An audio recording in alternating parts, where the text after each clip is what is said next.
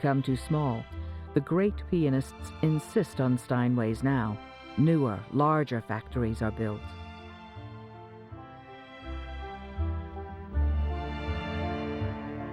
The sensational, we think, developments were all made in the United States through first the son Henry, who had an engineering turn of mind, and then secondly, Theodore, the oldest brother, when he joined them in New York when they had the tragedy of losing two of the older brothers to tuberculosis.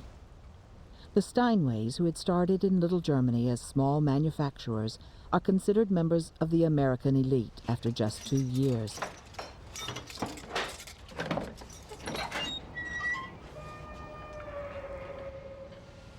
It would be hard to miss the funeral processions in 1865,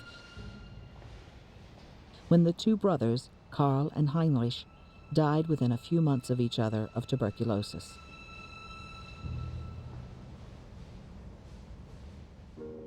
Karl's inventiveness and his love of music have helped bring the Steinways and their pianos to world fame. Heinrich cannot bear the loss of his sons and goes into retirement. The young William now takes over the business. William Steinway, who was 15 when he arrived here and who was the powerful man in creating Steinway, for instance, he was interested in everything civic in New York. Of course he was interested in music, but he was a rapid transit commissioner who built the subways in New York.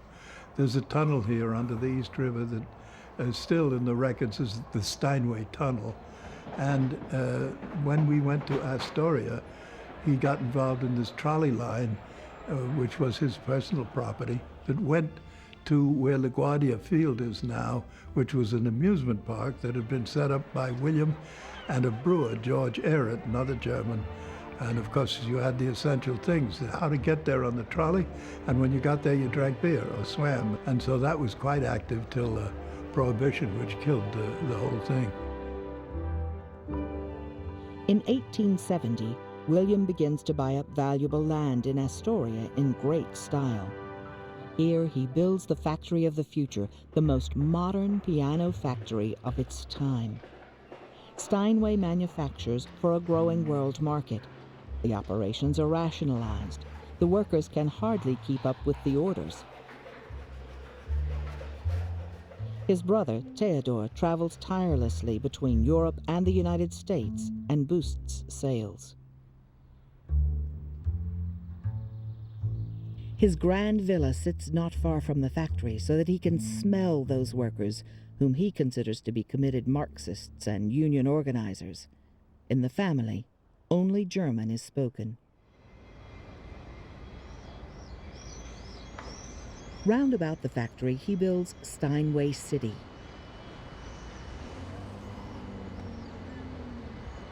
A workers' settlement with its own childcare centers, schools, libraries, and medical wards.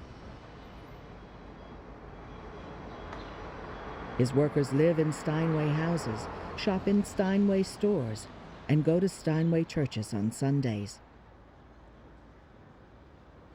What once began as a family business is today a publicly owned corporation.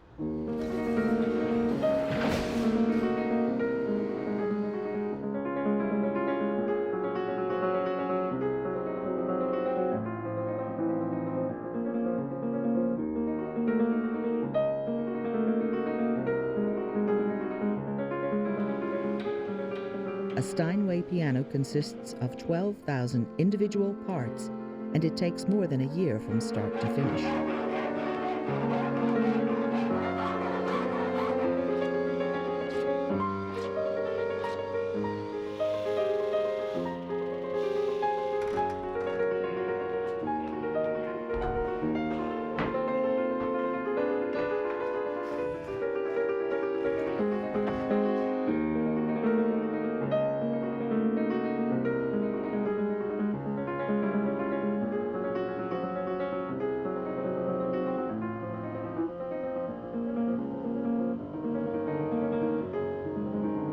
In 1877, the immigrant Karl Schurz is given a great honor.